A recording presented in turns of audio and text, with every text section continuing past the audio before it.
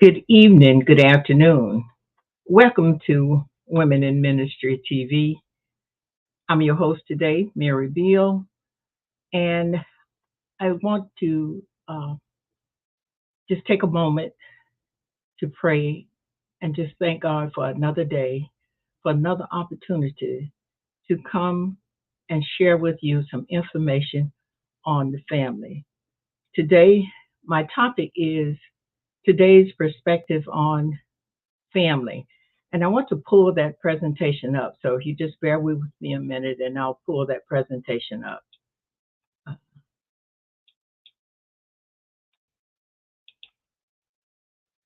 So I hope everybody's having a great afternoon and evening. Uh, we are a little bit slow here in pulling this presentation uh, up. And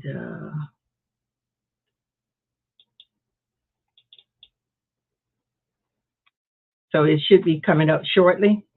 And I have a lot of information. I took a different approach today because there's been so much in the news concerning family issues. And so I decided to, I'm going to add this to the stage so that you can see my presentation. Um, and this should be coming in just momentarily. Oh, it's here. I've titled it Perspective on Today's Family. And what I did is I looked at the Pew Research Center because they get opinions, they get information and share information on various topics that are of interest to a broad level of the population. And as we go through the slides, you will see some of the information that they collect data on and actually do surveys on. So the focus today is going to be from this perspective, based on information they have collected and reported on. But before we get into that, I just want to recap a little bit about myself in terms of what I do in MLBO consulting. So I have three areas that I have been working on for the last several years: health and wellness advocacy, estate planning and paralegal assistance, family history and research. But I've been led to add some things based on requests from individuals. And the next slide will show the two areas that I'm adding during 2024, which are family mentoring and coaching and public speaking. So those are some things that I'm adding to what I offer in terms of my experience, education, and skills. So with that, we're going to proceed on into today's perspective on today's family. And I say our global family. And as I said earlier, this information is based on a lot of information that is shared through reports from the Pew Research Center, a nonprofit organization.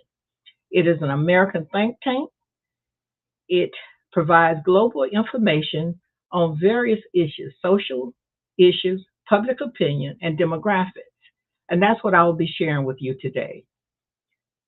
And And the Pew Research Center topics that pertains to the family directly are these topics that are shown on the screen, which is immigration and migration, race and ethnicity, religion, age and generations, gender and LGBTQ, and family and relationships. As those who have been following me have uh, noticed that I have been talking on family and relationships for the last few months. So with this, we're going to continue.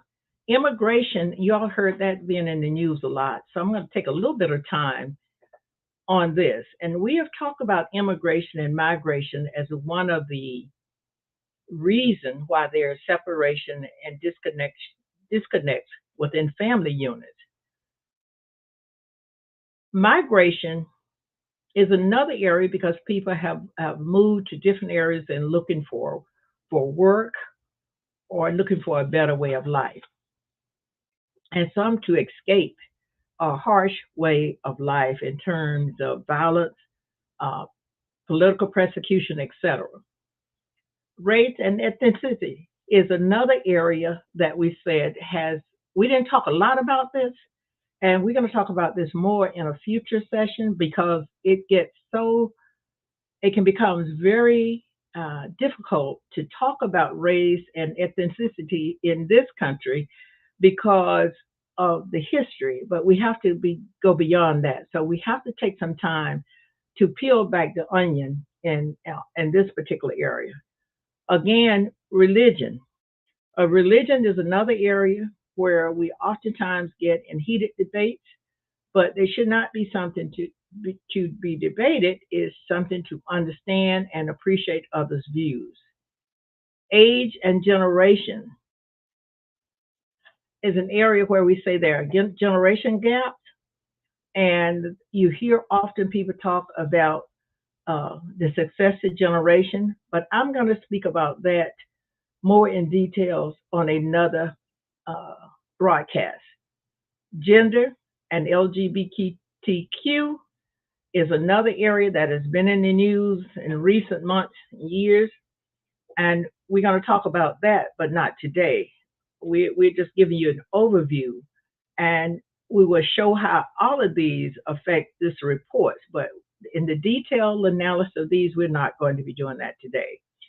Family and relationships, we're going to talk a little bit more about that today because we have been talking about this and talking about uh, causes for family being disconnected and ways in which the family can reunite. So we're going to talk about family and relationship in relationship to the Pew Research report.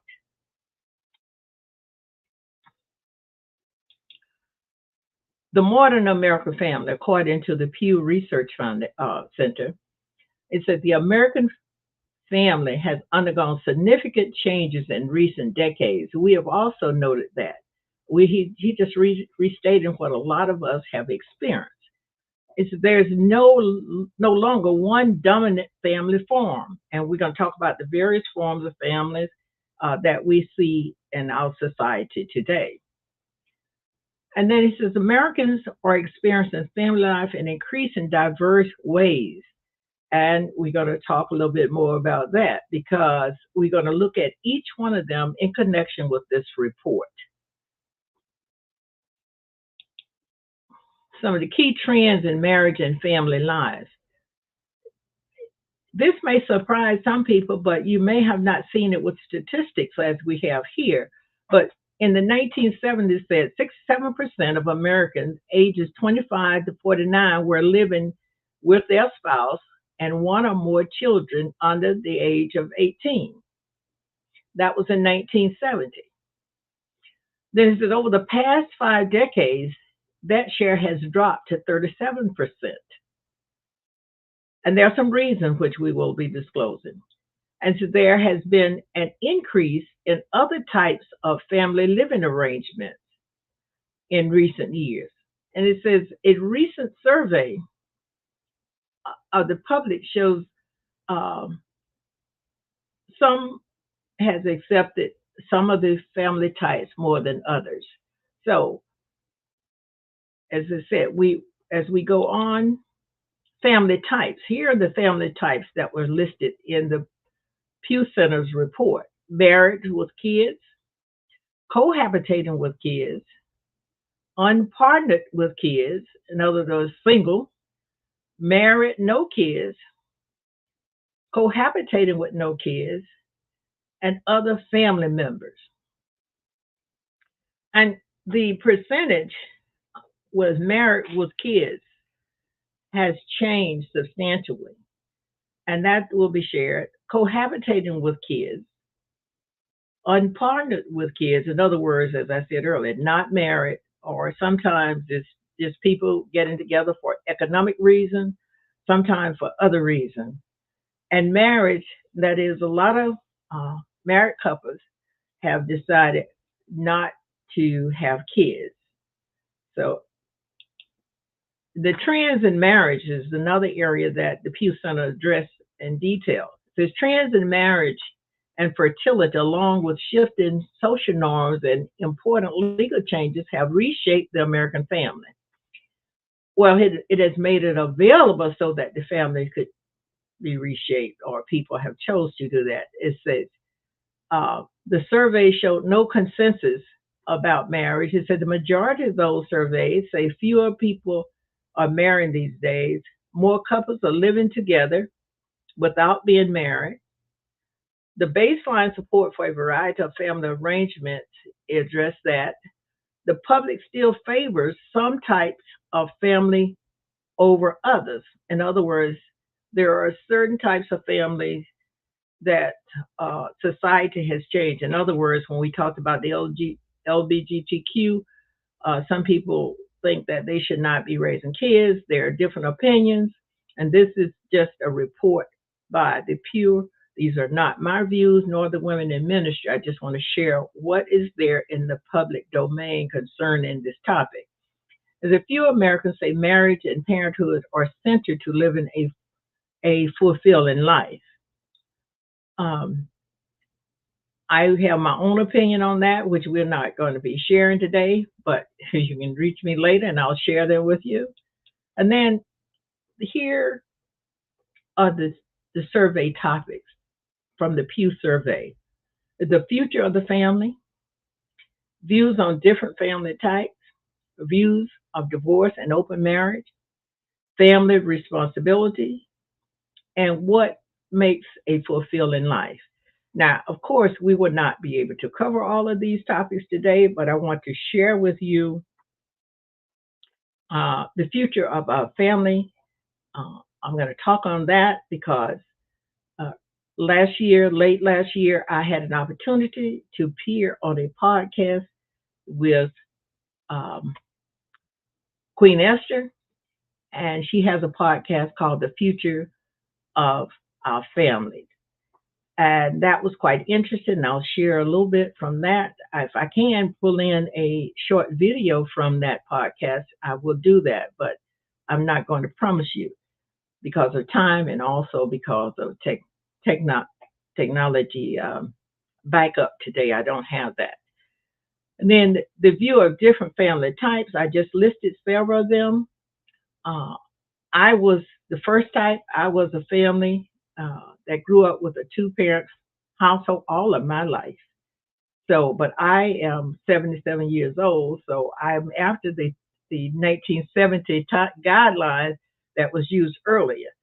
So, but there will be some statistics from the 1960s, which I can also relate to in here. And this the survey results in summary. It says Americans are more pessimistic than optimistic about the institution of marriage and the family. And that's a sad note because family is what make up society. And society and organization is the family is the first organization that God created.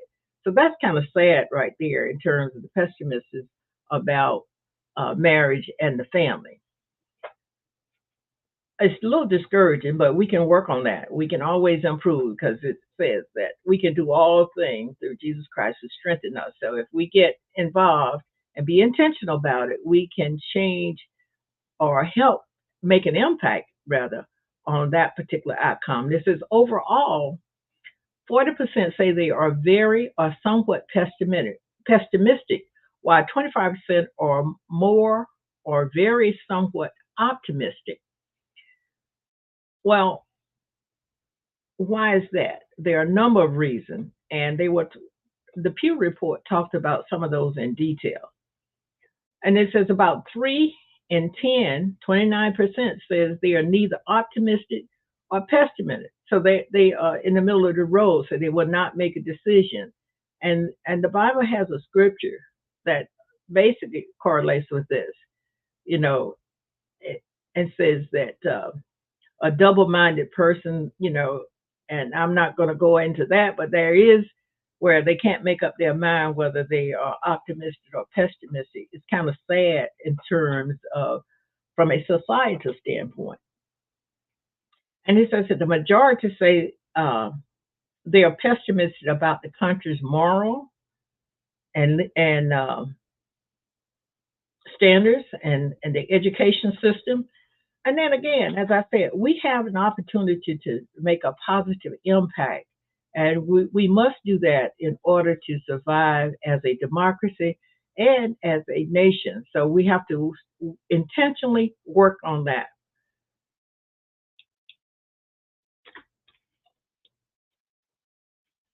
Could you hold just one moment? I'm going to pause just for.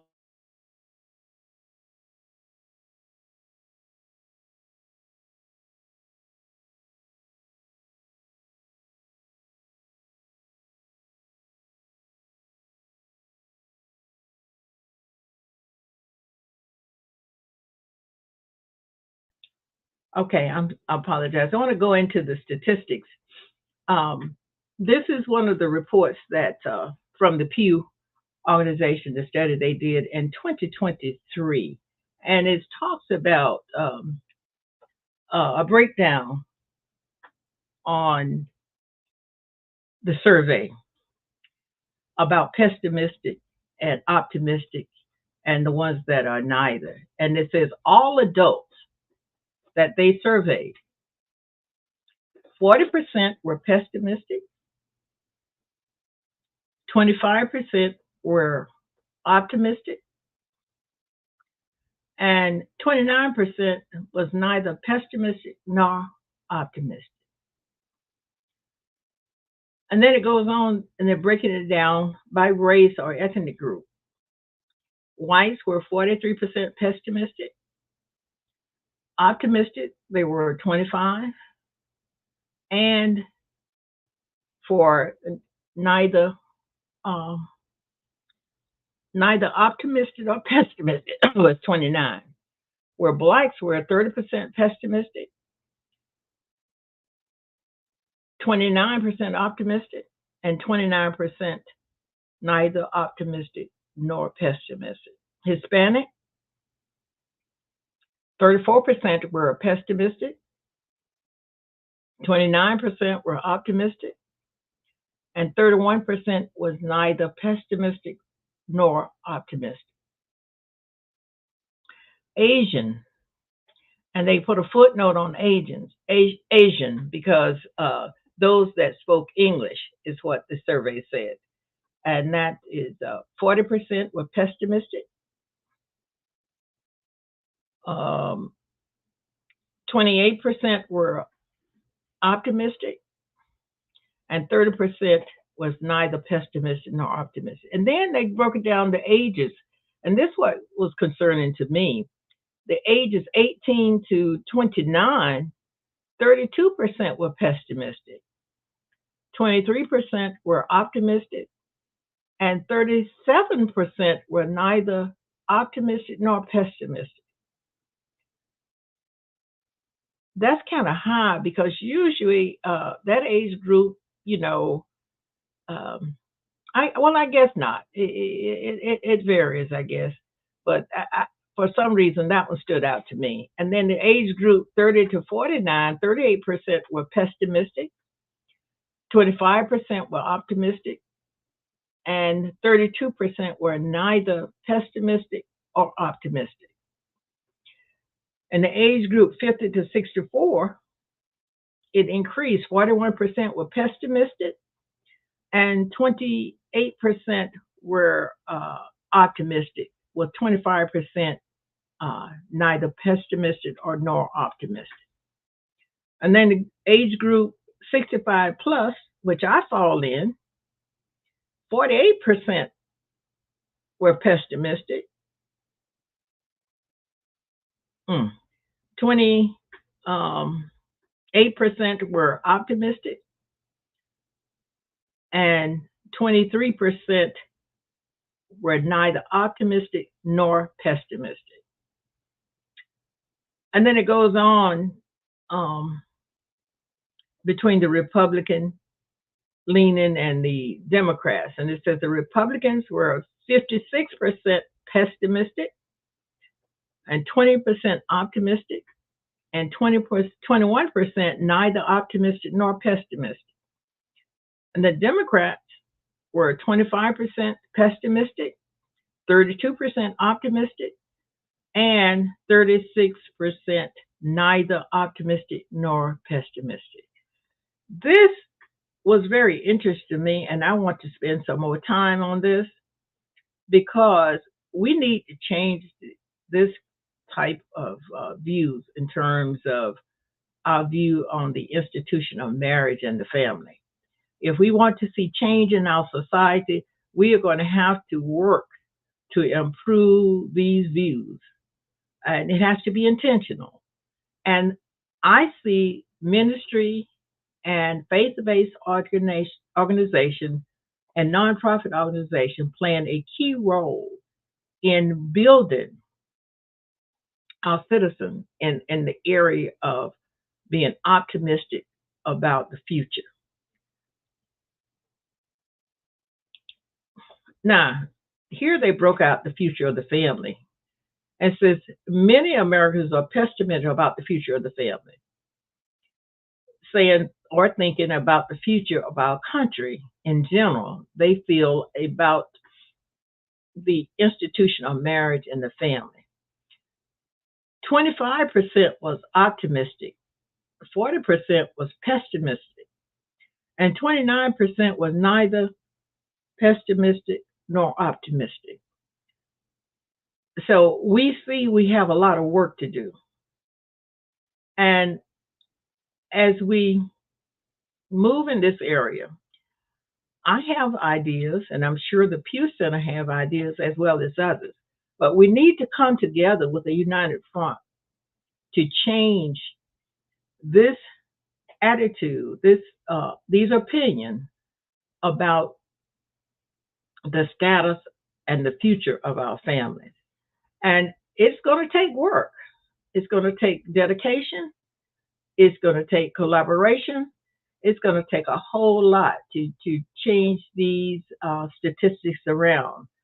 And we need to start measuring this in our local community uh, so that we can make a difference. And I have some ideas that I will be sharing in the next few days on this. Um, and let's continue on a little bit here. Here are some of the concerns for the future of our families as shown in the Pew Report. It says a growing concern about falling birth rates, declining rates of marriage, and a growing unease about the burdens of America's parents have led many conservatives to take family oriented public policy serious. Well, we need to take it serious because as we see the breakdown in our society in terms of a number of crimes, a number of social issues, a number of homeless, we need to take the family more serious. We need to take the burden that America is experiencing with homelessness, with incarceration rates, juvenile crime, a number of things that we need to take in consideration and start working with parents to help resolve some of the issues, help ease the burdens that have fallen on the American society. And say the flowering rhetoric and ideas around ensuring that families are at the center of our economy is genuinely laudable. In other words, it's okay to talk about it, but we got to be about it. We got to do something about it. We have to do something constructive concerning our families, the parents that are struggling, the children that are suffering. We don't want our children to be collateral damage in our society because we have failed to do the things that's necessary in order to ensure that our family are healthy and healthy in the sense of overall, in terms of spirituality, in terms of educational, health wise. We just need to take more interest in the family unit, and that includes parents and children. And so the problem facing America's families are real. They are very real. They are very real. The incarceration rate should be one of the indications. The court backs law. The homelessness rate, the problem with schools and discipline in the schools. All of these are indications that we have problem, and we need. And I believe in my deep within my soul that we as a country have the capability, and we need to have the will to tackle the problem, not based on our own individual perspective, but from a communal perspective. Uh, I can't expect a child born in a family with a single parent to have the life I had because I was blessed. I was blessed with a two-parent home. I was blessed with siblings. I was blessed with grandparents. I was blessed with neighbors. So I cannot expect everyone to have my same perspective, but I can share with them some proven techniques that will help the family improve uh, their plight in life in terms of having a fulfilling life. The problem, uh, as I said, they're real. And we have to open our eyes, not just our physical eyes, but we have to open our spiritual eyes to see what's going on in our communities, in our neighborhood, and right in our home. We need to open our eyes in our home and to see. And sometimes we're going to have to take some measures that may seem strict, but they can be done with love in order to improve the interrelationship amongst family members. And it says some of the big pressures on American family is based maybe based on ideology. And we have to put those aside to some extent and look not at our own ideology. We have to look at what is good for the country as a whole.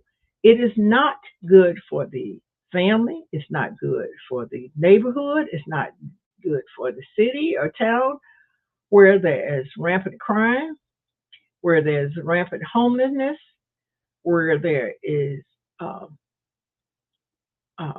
other forms of unethical acts going on. We need to seriously unite and work on a solution at the local level. It will not be overnight because it did not occur overnight. So we have to have a strategic plan and we must solicit those that are truly interested to work together from the community level with the schools, with law enforcement, and with parents.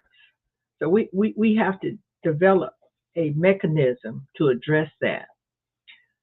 And then the last thing on this slide, it says the share of parents living in a two-parent home is at the lowest point in more than half a century. 69% are in the type of family arrangement today, compared to 73% in 2000 and 87% in 1960. Now, that is a lot. And I can relate back because someone asked me a few weeks ago, I was being interviewed, and they asked me what were the difference of the children growing up today as it was when I was a teenager. So I was a teenager in 1960. And so the difference is that I had a two parent home. I had a mother and a father. Uh, they were working. They may not have had a whole lot, but they made ends meet and they taught us some values. And that is what's important. We need to return to and reclaim family values in our homes, which will hopefully transfer into our society, state, cities, state, counties, nation, all over. We'll see the benefits if we restore family values that existed back in the 1960s. Now, I know that's difficult because we've had so many things to come on the scene to detract us, and we have lost appears that we have lost a reverence for the Creator. So we need to restore, and our families need to return to that uh, reverence for God and the Creator, so that we can begin to change the trajectory of our families. Now, these are the references that I use for this uh, research, and they got Ethic and Public Policy Center, a 2022 Family Almanac, and then the Pew Research and the American Family Today is one of the um, reports that I used, and there was another report, news report from the Pew Research Center, and there, as I said, there's a lot of detail, and I don't want to bore you with a lot of statistics. However, I like to say to you that it's not going to get done by the Pew Research by themselves. They are just reporting. Families, concerned citizens, law enforcement, social workers, educators, retirees, we all need to come together at the local level to start building a rapport so that we can work together to tackle these problems. And when we have a strategic plan, we can do just that. We cannot just simply include people based on their economic status or based on the color of their skin. We have to look at this from a communal perspective, because as crime goes up and taxes goes up, everybody is affected. And everybody do not participate in that, but we get the other end of the stick, as someone says, but we can make a change. We can make an impact. And the way we make an impact, as I said, by working together, developing strategies, implementing those ideas, and then measuring the effectiveness of those ideas as we see them manifest. And then willing to make change, willing to cross the aisle, to meet with someone that may not look like us, may not have our same level of education, but have the same desire and concern to see that our cities, our towns, our states become a better place to live and raise children. We owe it to the children to do a better job of communicating, better job of teaching by example, how we live. So, as I said, I am going to be dealing, delving deeper into this from the Pew Research Center. And my prayer is that I come up with something that we can work together in the local area and in the surrounding areas. Because with automation and technology, we can get more accomplished by sharing with our neighbors. And sometimes our neighbors may be 30, 40, 50, 100 miles away through Zoom, through StreamYard, through other communication devices that are available to us to share the knowledge, do the planning, do the follow up that's necessary. Uh, we are all in it together, because unless we move, and we'll face some of those same problems if we move to another country, another city.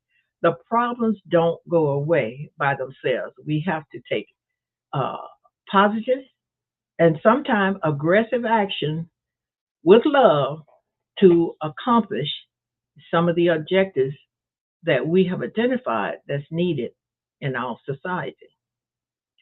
Not just in our society, but in our families. We need to find ways to reconnect families, to reunite families, to help the families change their view from pessimistic to optimistic in terms of the future outlook. I am very blessed to have had forward thinking parents who saw it fit to make sacrifices to ensure that all of us had a better opportunity to live life and enjoy life and anywhere we lived. So that's one of the things that I like to share with younger generation. What I call it is my succession planning for building up our younger generation. So with that, I'm going to end this broadcast today, but this is not the end because I plan to go into some serious planning. I have already started, as a matter of fact. And at some point within the next 2 weeks, I'd like to share what I have done in this area that I can share with the public to set up a structured program to build a strategy. Not only build, but build the strategy and implement the program and plans to see that it gets accomplished. So with that, I'm going to say good evening. And if you would like to reach me to discuss this matter, I can be reached at mlbealconsultingllc.com is my website. And my email is mlbealconsultingllc@gmail.com. So I believe I have a banner that I can uh, put up so that you can see it in case I was speaking um, uh, to, let's see, where are the banners? Let's see. Let me float this banner.